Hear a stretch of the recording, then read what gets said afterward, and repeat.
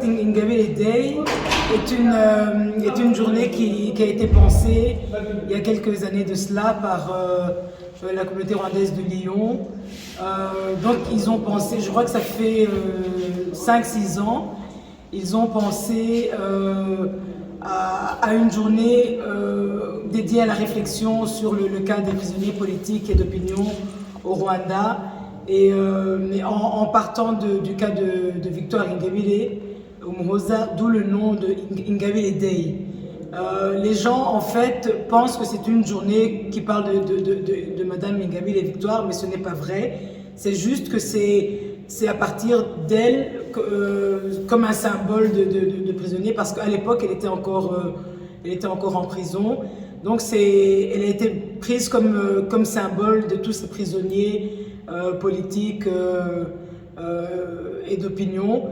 Et donc c'est ainsi qu'a été créée la journée Ingabire Day. Donc c'est une journée qui est dédiée vraiment à penser à toutes ces personnes qui sont emprisonnées à cause de leurs actions politiques, de leur souhait de faire un changement au niveau politique au Rwanda, et donc les prisonniers d'opinion. Donc c'est ça en fait Ingabire Day. La journée Ingabire Day a été pensée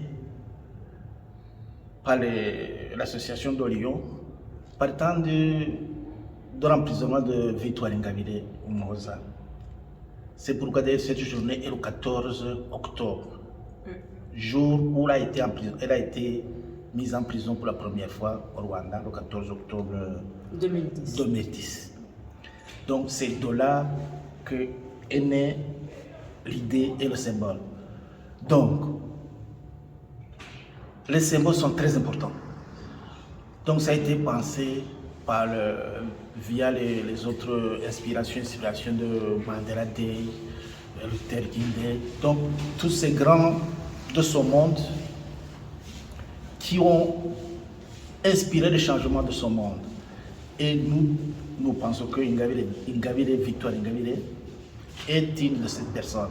Voilà pourquoi en fait cette journée dédiée aux prisonniers politiques et d'opinion, le symbole est Ingabire Day.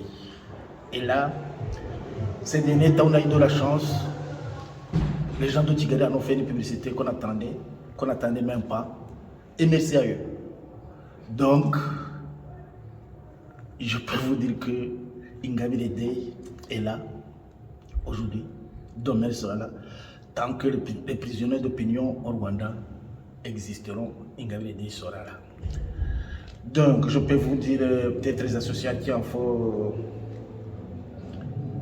qui font partie des gens qui préparent cette journée d'Ingabire Day. Mais ce soir, je le laisse à ma consoeur Voilà. Oui, en fait, pour l'instant, nous sommes 7 associations. Enfin, avant, nous étions 8. Il y en a une qui n'a pas pu participer cette année. Il y a par exemple l'AJDHD, qui est une association qui se trouve en Suisse, donc qui lutte pour la justice et les droits de l'homme au niveau des Grands Lacs. Il y a Friends of Victoire, qui est une association qui se trouve en Angleterre. Il y a la communauté rwandaise de Lyon, dont on a parlé tout à l'heure. Il y a Amahoro Iwacu, dont plusieurs membres se trouvent aux États-Unis. Et puis ici en Belgique, il y a Jambo ASBL, il y a la Fondation Victoire pour la paix, et il y a nous, le réseau international des femmes pour la démocratie et la paix.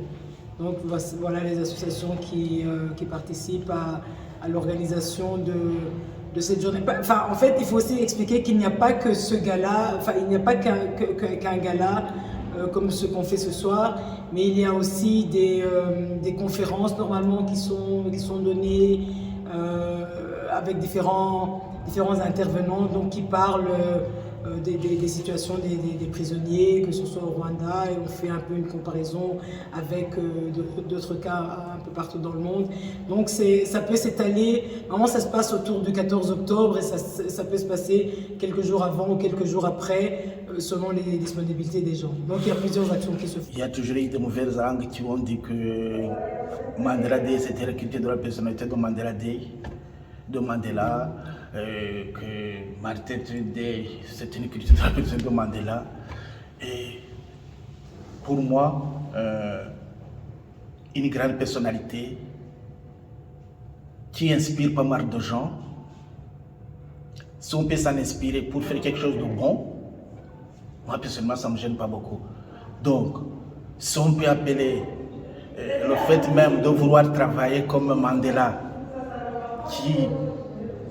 qui combattait l'apartheid en Afrique du Sud, qui voulait que tout le monde soit égaux en Afrique du Sud, si le journée de Mandela Day devient une sorte de culture personnelle de Mandela, ça ne me gêne pas beaucoup. Si on dit que la journée de Martin King, qui voulait que les Noirs et les Blancs soient égaux aux États-Unis, si on célèbre sa journée, qu'on dit que c'est une culture de la personnalité de Martin Luther King,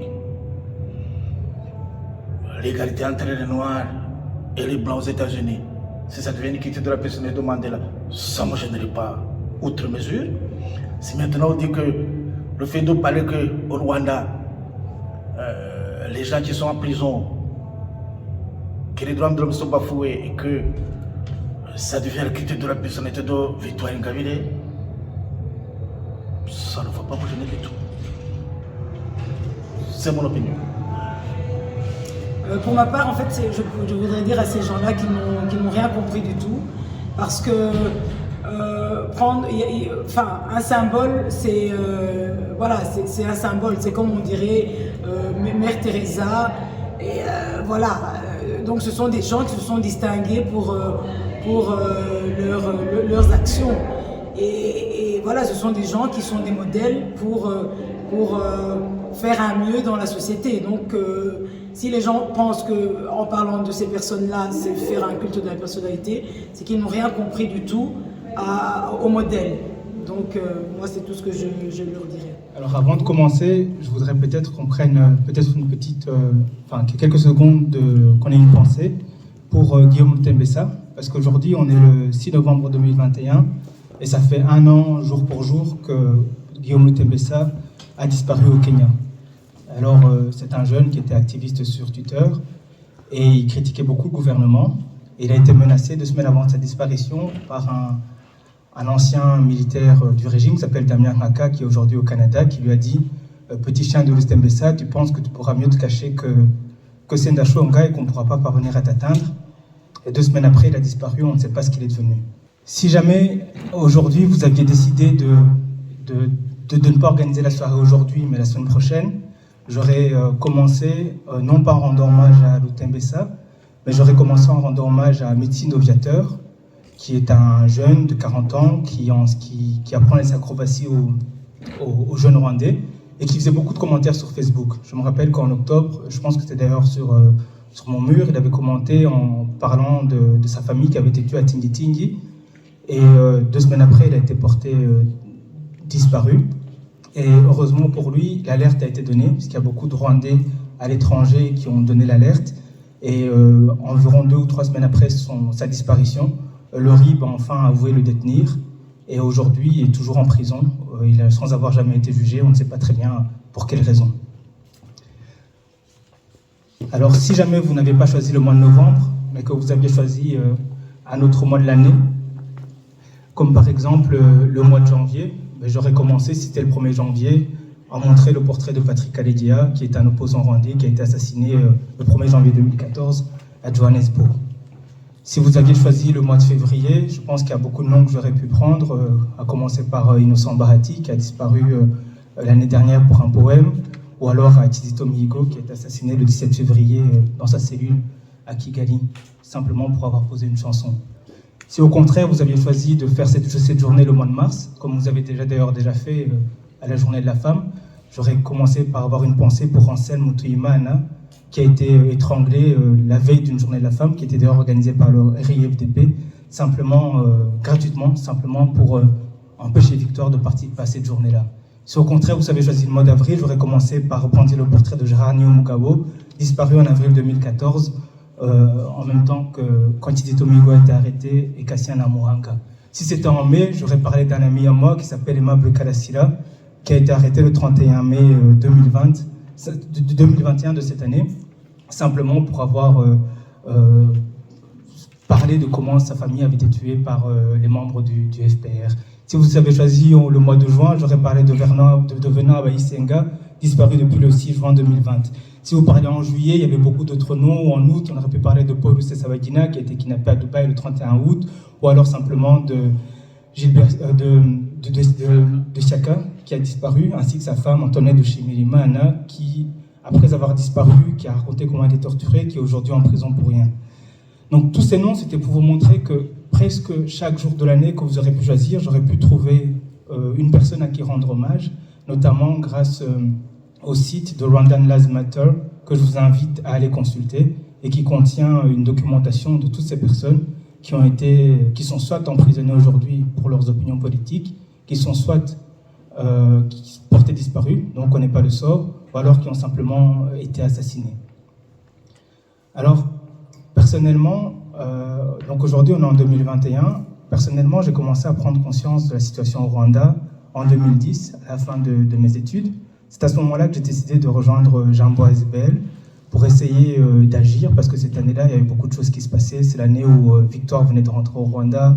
En juin, il y avait eu la première manifestation d'opposition qui avait été réprimée. En juillet, il y avait eu la première tentative d'assassinat d'un Rwandais, c'était Kayumba Nyamwasa en Afrique du Sud, en pleine Coupe du Monde, on avait tiré dessus. Il y avait eu l'assassinat de Jean-Léonard Lugambadié, d'André Kagol-Kuiseleka. Et en joignant l'association, j'étais en train de me dire, en arrivant avec la fougue de la jeunesse, avec l'idéalisme, que voilà, en quelques mois, si on faisait du bruit, des pétitions, des manifestations, qu'on écrivait des écrits, que la situation allait changer, parce que c'est une telle horreur que les gens allaient se conscientiser et que ça ne pouvait pas continuer. Mais aujourd'hui, 10 ans après, en 2021, je me rends compte avec horreur que, loin de changer, la situation a l'air de s'empirer, parce que les cas que je vous ai donnés ici, ce ne sont pas des cas que j'ai été fouillés dans les années 90 ou en 2000, mais c'est souvent des cas de l'année passée, et j'aurais même pu parler de tout ce qui s'est passé en octobre 2021, qui a encore été un mois d'hécatombe. Je pense à toutes ces personnes qui ont été arrêtées. J'aurais pu citer également le cas de Evode Nyanga. Probablement que beaucoup d'entre vous n'avaient pas entendu parler de son nom, parce que malheureusement son cas est passé quasiment inaperçu. C'est un Rwandais qui a été simplement témoin de l'assassinat de ses frères. On parle en octobre 2021 par les militaires. Et rien que parce qu'il a été témoin de ça, qu'il en a parlé, il est porté disparu depuis 3 semaines. Alors même les Rwandais, même nous-mêmes, n'en avons quasiment pas parlé. On a beaucoup plus commenté le mariage d'un autre Evode, comme si ce mariage avait beaucoup plus d'importance que la vie de ces 3 personnes qui ont été assassinées, ainsi que de leur frère Evode Nyanga, qui est porté disparu. Alors quand on fait le bilan de tout ça, et surtout qu'on a commencé avec cet espoir que les choses allaient changer rapidement, la première réaction qui m'est venue au cours de ces derniers mois, c'était un sentiment de vouloir abandonner, de me dire que c'était pas possible, que ça servait à rien, parce que je me sentais seul, tout petit et sans armes, comme on dit, face à cet océan de violence, une envie peut-être de fermer les yeux et de continuer parce qu'on se sent impuissant. Mais après, je me demandais comment est-ce qu'on peut abandonner lorsque abandonner reviendrait à trahir sa conscience. Comment est-ce qu'on peut fermer les yeux lorsque fermer les yeux sur la situation nous empêche de dormir? Et je me retrouvais dans une impasse parce que d'un côté, je ne pouvais pas abandonner, alors que d'un autre côté, je ne savais pas comment avancer, je ne savais pas quel chemin emprunter, alors que ma conscience me dictait de continuer à avancer. Et ça a été quelques mois de réflexion dans cette impasse, et la lumière est venue de l'endroit le plus inattendu que j'aurais pu l'attendre, plutôt d'une institution à laquelle j'aurais jamais pu penser qu'elle aurait pu me donner une lumière de peut-être qu'est-ce que moi, à mon échelle personnelle, comme nous tous ici présents pouvions faire. C'était l'endroit le plus surprenant, et je tiens à remercier cette institution dont le nom va vous étonner. C'est le RIB, le Rwanda Investigation Bureau. l'un des instruments de l'un des organes de cette répression insensée qui touche les Rwandais. Parce qu'en date du 12 octobre, le RIB a arrêté 8 Rwandais, donc 8 opposants politiques, ainsi qu'un journaliste, simplement pour avoir lu un livre. J'ai commencé à réfléchir et je me suis dit, si une dictature qui refuse à ce point le changement depuis 27 ans, au point de changer une constitution qu'ils ont eux-mêmes adoptée pour pouvoir continuer avec les mêmes méthodes, paniquer à ce point face à un livre, c'est forcément que peut-être que les recettes du changement qu'on veut se trouvaient dans ce livre. Et c'est ainsi que j'ai essayé de me procurer ce livre, Comment faire tomber une dictature quand on est seul, tout petit et sans armes, pour essayer de le lire et de voir de quoi ce livre parlait. Et alors, ce serait difficile vraiment de le résumer ici, mais comme vous avez vu, voilà, même rien que lire le livre, ça a été considéré comme un crime. Mais si lire ce livre, c'est considéré comme un crime, alors je plaide coupable. Si simplement, comme Aimable Karasila, vouloir que chaque personne ait le droit à la parole, puisse exprimer sa douleur, c'est un crime, alors je plaide coupable de ce crime. Si comme Victor Ingabire, vouloir que tous les Rwandais soient égaux, que la vie de chaque Rwandais soit respectée, c'est un crime, alors je plaide coupable de ce crime. Donc j'ai commencé à lire le livre et je voudrais inviter chacun d'entre vous peut-être à prendre la peine de le lire parce qu'il nous redonne espoir et peut-être des petites méthodes qu'on pourrait utiliser. C'est difficile d'en faire le catalogue, mais je parlais peut-être d'un seul exemple que j'ai retenu qui m'a permis peut-être de voir les erreurs que moi personnellement, ou Jambo SBL, ou même beaucoup d'entre nous faisons, peut-être pas face à la lutte non violente pour le changement. L'un des conseils qui revient tout au long du livre, c'est que notamment lorsqu'on essaie de changer une situation... je vais d'abord dire peut-être la première chose que le livre m'a apporté. La première chose, avant de parler de la méthode, c'est l'espoir. C'est l'espoir parce que souvent, l'une des choses qui me poussait à vouloir baisser les bras, c'est parce que j'avais l'impression que la situation au Rwanda était d'une violence inouïe qui n'avait jamais été connue partout ailleurs et que la situation était complètement désespérée.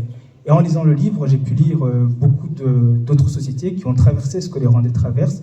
J'ai pu prendre conscience de l'ampleur de la répression de l'Égypte sous Moubarak, de la Serbie sous Milosevic, et beaucoup d'autres pays, même des pays dont on ne se doute pas. Je pense par exemple aux Maldives, un endroit où je rêvais d'aller en vacances, peut-être même pour une lune de miel, tout comme aujourd'hui des gens rêvent d'aller au Rwanda. Et je lisais des horreurs qui se passaient aux Maldives, où par exemple, ils expliquent comment ils prenaient des opposants, ils leur mettaient du miel dessus, on les mettait sur des plages pour que des insectes viennent les dévorer. Et pourtant, dans beaucoup de ces pays qui sont évoqués dans le livre, la situation a pu changer. Et donc si dans ces pays-là, la situation a pu changer, c'est qu'au Rwanda, la situation peut également changer.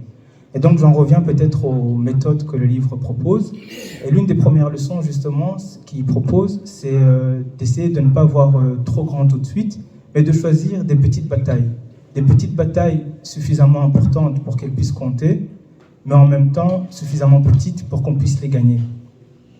Et quand j'ai lu ce conseil-là, je me suis rappelé de quand j'avais rejoint justement Jambo SBL, de l'objectif qu'on avait. On voulait qu'en 2015, il y ait un état de droit, pas seulement au Rwanda, mais dans toute la région des Grands Lacs. Et je me suis rendu compte à quel point on était très loin de cet objectif et de ce conseil d'y aller petit à petit. Et c'est pour ça que ce soir, je voudrais peut-être vous proposer de commencer par choisir tous ensemble une petite bataille suffisamment grande pour qu'elle puisse compter, mais suffisamment petite pour qu'on puisse y arriver. C'est la bataille de l'opinion.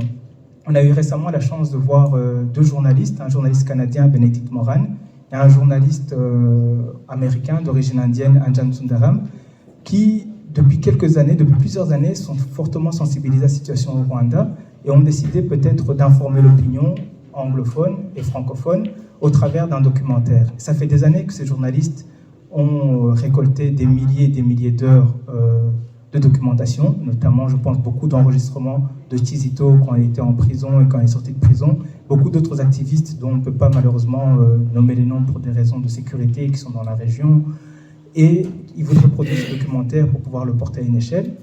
Ils ont besoin de moyens pour pouvoir produire ce documentaire, et on leur a demandé quelle échelle il leur faudrait. Et puis ils évoquaient qu'ils auraient besoin d'environ, de la part du public, parce qu'il y a d'autres fondations qui ont soutenu, comme la fondation Lantos que vous connaissez qui soutient, d'environ 150 000 $ pour pouvoir produire le documentaire. Et je me suis dit comment est-ce qu'on pourrait y arriver, parce que le montant peut paraître grand, et je me suis dit qu'on allait essayer de chercher 140 personnes qui seraient prêtes à récolter chacune par mois pendant 6 mois 150 € dans leur entourage pendant 6 mois. Ça ne me paraît pas énorme parce que ça revient peut-être à chercher 5 personnes qui seraient prêtes à cotiser 30 € par mois ou 3 personnes qui seraient prêtes à cotiser 50 € par mois pendant 6 mois. Et donc, je vous propose de commencer cette petite bataille ensemble pour voir si on peut la gagner. Et je vais prendre un carnet tout à l'heure, je passerai au fur des tables, voir s'il y en a parmi vous qui sont prêts à prendre cet engagement de chercher simplement 150 € par mois pendant 6 mois pour essayer au moins de produire ce documentaire, pour qu'il puisse avoir l'impact que, à mon avis, il arrivera beaucoup plus loin que tout ce qu'on essaie de faire depuis longtemps en essayant d'écrire en anglais, en français, pour la conscientisation internationale et auprès du public rwandais. Alors ça, ce sera une première petite bataille. En parallèle, on pourra mener beaucoup d'autres batailles. Une fois qu'elle sera gagnée, on pourra mener d'autres et de plus en plus grandes, jusqu'à ce qu'au final, on arrive au fameux Rwanda réconcilié dont Kizito Mihigo rêvait, et pour lequel il a pris le risque de sacrifier sa vie, pour lequel il a perdu sa vie, mais tout en laissant un message qui sera d'ailleurs diffusé au travers de ce documentaire, selon lequel le message est plus important que le messager. Merci beaucoup. Bonsoir. Je vais essayer d'être assez brève parce que je ne vais que vous remercier. Je vais vous remercier pour 3 choses. La première chose, c'est de nous avoir invités, ma famille et moi, et d'avoir organisé toutes ces belles activités. Et je sais que vous vous impliquez beaucoup en ce qui concerne la situation au Rwanda et la politique rwandaise. J'aimerais plus vous remercier sur tout ce que vous avez fait pour la famille concernant ce qui nous est arrivé l'année passée, vers la fin août 2020. Mon père a été kidnappé et c'est comme si le ciel nous est tombé dessus. On ne savait pas où donner de la tête, on ne savait pas quoi faire, on ne savait pas comment nous comporter, on ne savait même pas aligner une phrase, tellement la situation était très grave. Si je regarde dans la salle, ou même les organisations telles que la Fondation Victoire Ingabire, également Jambo, également le réseau des femmes, vous avez été présents et vous nous avez aidés, vous nous avez soutenus moralement, vous nous avez montré quoi faire, sur quelle porte frapper, ce qui était très très important. Et on ne sait pas comment on peut vous remercier de toute votre implication. À notre tour, on est toujours là, on est encore là en cas de besoin, et on vous promet de nous investir de plus en plus dans ces belles activités que vous organisez, et d'aider également ceux qui auront les mêmes problèmes que ceux que nous traversons. Vous m'avez demandé de donner les updates concernant la situation de mon père. Tout se trouve sur Internet. Vous savez qu'il n'a pas fait appel en ce qui concerne le procès théâtral fait par les autorités rwandaises, qui s'est terminé le 20 septembre de cette année par une condamnation de 25 ans de prison. Il n'a pas voulu faire appel pour des raisons très évidentes.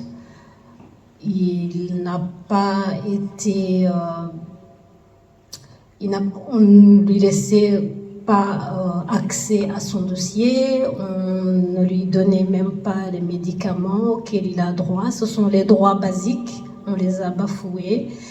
Et je ne peux pas énumérer tout ce qui s'est passé parce que on a donné toutes les informations en temps et en heure. Et il n'a pas voulu faire appel, mais le ministère public en a fait. On ne sait pas ce que ça implique. Est-ce qu'ils comptent continuer leur show, leur théâtre? Ça, on n'en sait rien. Peut-être que si on pose la question à Kigali, ils nous répondront beaucoup mieux que nous, la famille. On ne sait pas ce à quoi s'attendre. Ils vont nous faire subir une autre pièce de théâtre ou un autre procès de la même espèce. Et voilà, mon père est malade. Il a eu une thrombose il y a 25 ans, au mois d'avril. Il a été évacué en catastrophe vers Bruxelles parce qu'à Kigali, il ne pouvait pas le soigner. Et à l'époque, on habitait encore à Kigali et il a été hospitalisé pendant une semaine. Il a été piqué, donc il a eu droit à sa 20 piqûres. Et je me souviens que la dernière piqûre était le jour de son anniversaire, le 15 juin, et on a fêté son anniversaire à ce moment-là. Il avait 42 ans à l'époque.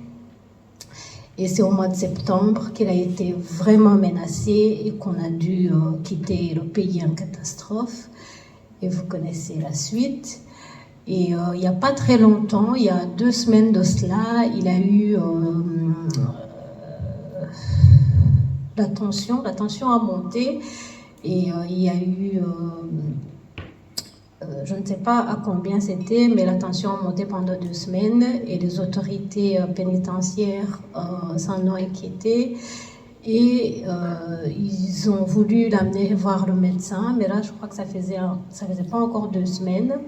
Et il a dit que lui savait exactement ce qui se passait parce qu'il avait peur que ce soit la thrombose qu'il avait eue, soit un problème de ménote parce qu'apparemment il est souvent ménoté et on le serre très fort et ça a fait que le bras a beaucoup gonflé. Mais il a appelé hier et ça commence un petit peu à dégonfler. Il y a peut-être de l'espoir, on espère que c'est rien de grave. Et je vous invite, je vous demanderai également ceux qui prient à nous aider pendant la prière. Je peux également vous encourager parce que tout ce que vous faites est vraiment, je ne sais pas comment l'expliquer parce que moi, je me suis réveillée justement il y a quasi 15 mois.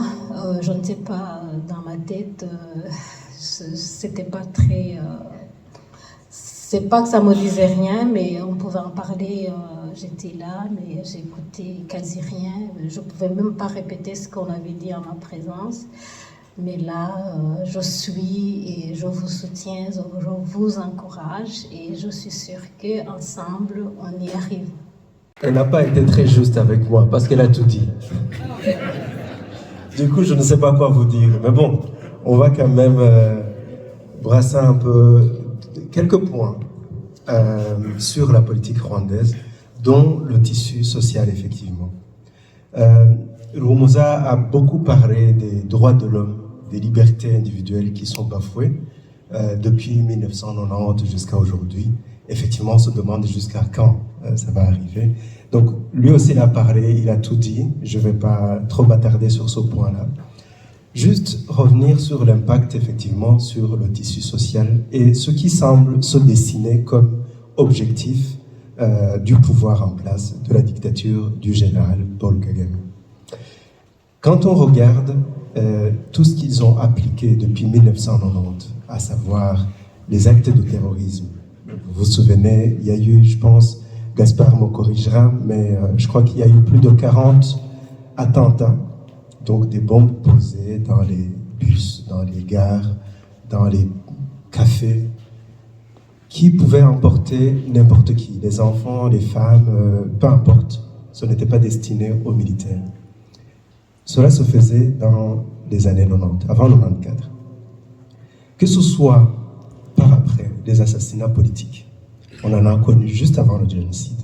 Que ce soit pendant le génocide, les massacres de masse qui ont été commis, et même avant, il y en avait eu dans le nord du pays, ça c'est un petit rappel. Et puis juste après, au Congo, etc., ça n'a pas cessé. Que ce soit maintenant, la manière dont on assassine, on fait disparaître, parce que tel a dit, Rumouza l'a bien expliqué avec des exemples concrets, je ne vais pas le répéter, ce qui se dessine comme objectif, c'est effectivement la destruction du tissu social du Rwanda, des Rwandais. Ce que le pouvoir a besoin, c'est que plus personne ne vienne en aide à qui que ce soit. Et il y en a un qui en a parlé de façon ouverte, c'est le fameux Bamoualiti, qui a dit, je le cite, « Si vous savez que votre frère a un problème avec le pouvoir, avant d'aller le voir, informez d'abord le pouvoir. » Donc vous imaginez jusqu'où ça va. Ça veut dire qu'on nous dicte comment nous devons vivre avec nos propres frères, nos propres parents, nos propres enfants. C'est à cela que le pouvoir veut arriver pour pouvoir se maintenir. Parce que le FPR qui est au pouvoir n'a aucune légitimité auprès de la population. Il y a une phrase qui est devenue, je pense, populaire, moi en tout cas ça me parle tout le temps. C'est un motard qui circulait dans la ville et filmait. Et il a dit à un moment, on ne vous manquera, enfin, vous ne nous manquerez pas. Ce qui veut dire tout simplement qu'on en a marre, en fait. La population en a marre. Et récemment, je regardais tout ce qui se passait, je me suis dit, en fait, finalement, nous ne sommes plus les vrais ennemis ou les vrais adversaires du pouvoir dictatorial. Finalement, le pouvoir se bat contre la population. Parce que quand on voit une femme, une maman, une grand-mère de 80 ans qui se fait tabasser par comment on les appelle encore, des exécutifs, qu'on appelle Giti Frantinyarwanda, enfin Frantinyarwanda, qui se fait tabasser au grand jour devant des gens. Là, on se rend compte que toutes nos valeurs humaines qui fondaient la société rwandaise sont appelées à disparaître si ça continue comme ça. Mais là, encore une fois, j'ai espoir. J'ai espoir parce que au jour d'aujourd'hui, on voit des gens se lever. Malgré les risques qu'ils ont, ils se lèvent, ils parlent. Ceux qui disparaissent parce qu'ils ont dit la manière dont leurs parents ont été tués, on en compte des dizaines aujourd'hui. Et ça, c'est un espoir. Et je voulais tout à l'heure passer la vidéo de Théoneste, le journaliste qui a été arrêté.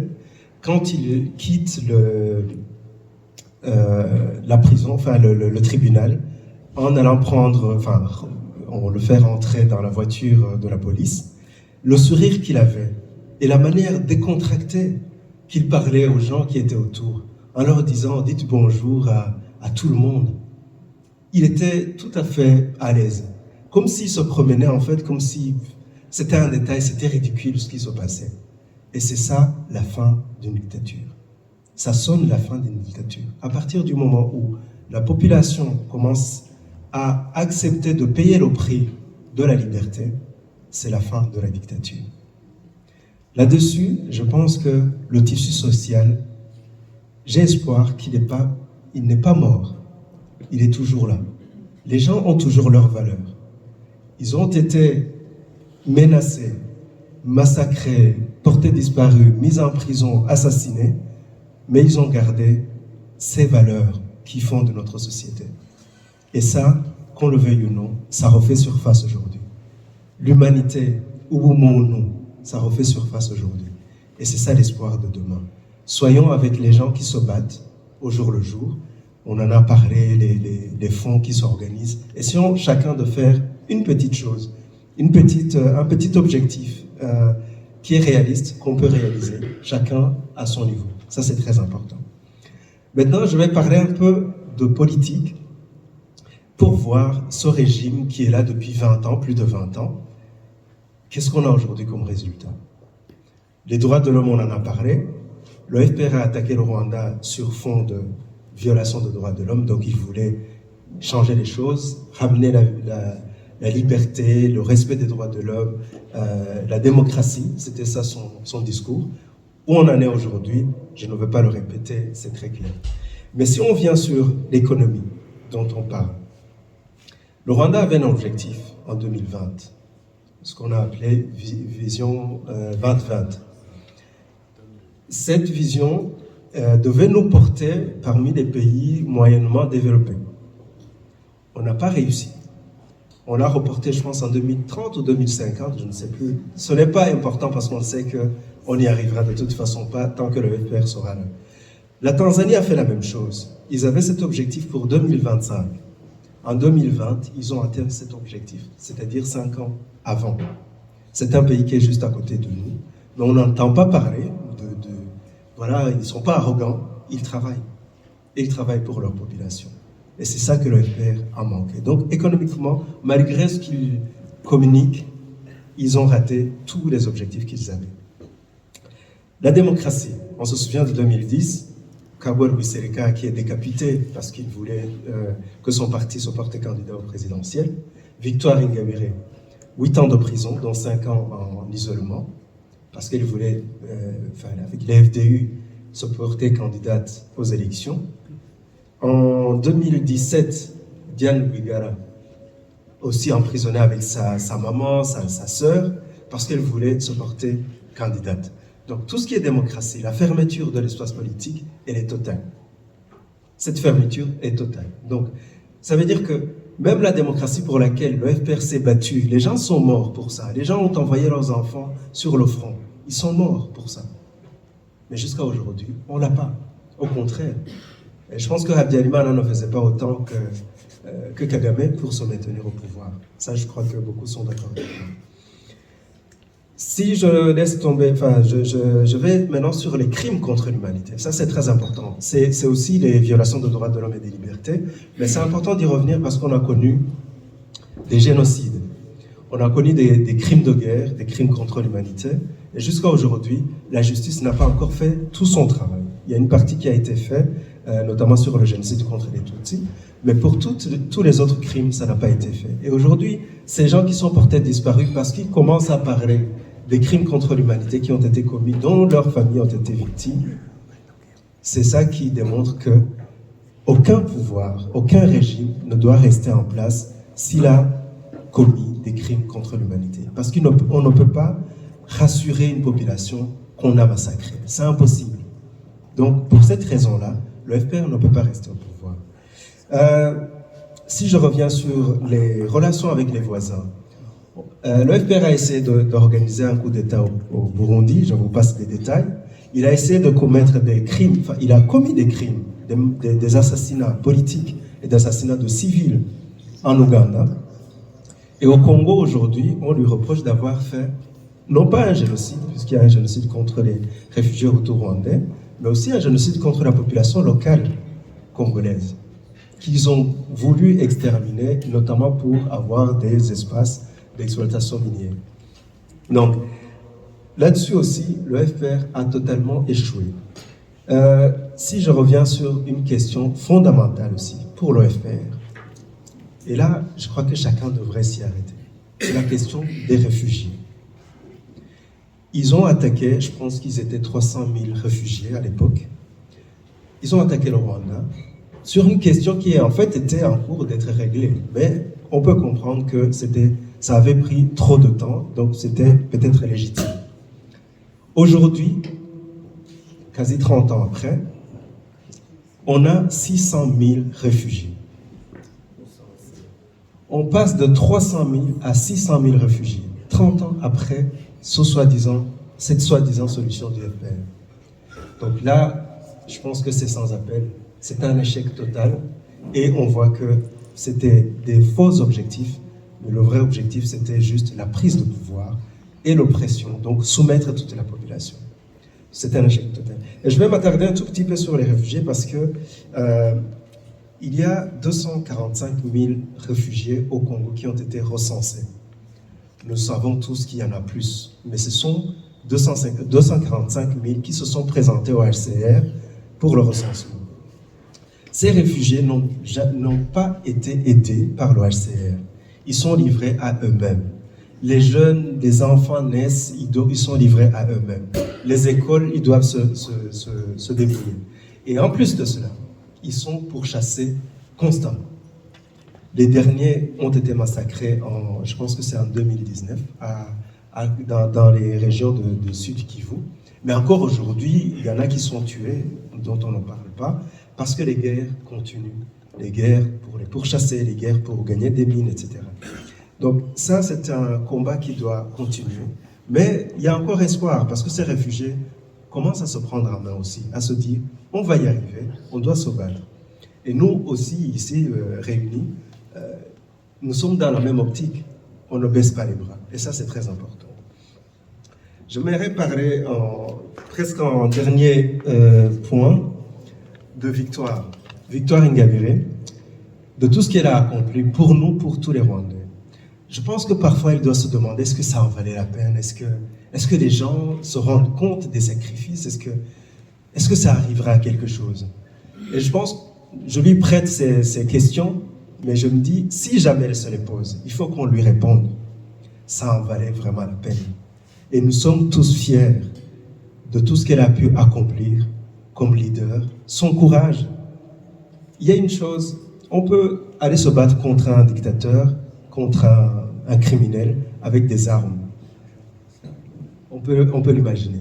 Mais se livrer à ce criminel sans armes, seulement armé de sa parole, ça, c'est un courage exceptionnel. C'est fort. C'est fort, effectivement. Donc, je voulais quand même faire ce petit rappel de l'importance de garder toujours Victoire Ingabire. Et je remercie énormément les organisations qui restent dans cette optique-là. Aujourd'hui, c'est la journée Victoire Ingabire, qui est une journée qui nous réunit. Et c'est très important de perpétuer ces rappels, parce que des gens exceptionnels, aussi exceptionnels, ne sont pas donnés à tous les peuples tout le temps. C'est vraiment exceptionnel. Et puis, j'aimerais terminer en se disant, le FPR a essayé de détruire le pays pour, je pense, le conquérir totalement, dans l'âme, économiquement, militairement, sur tous les plans.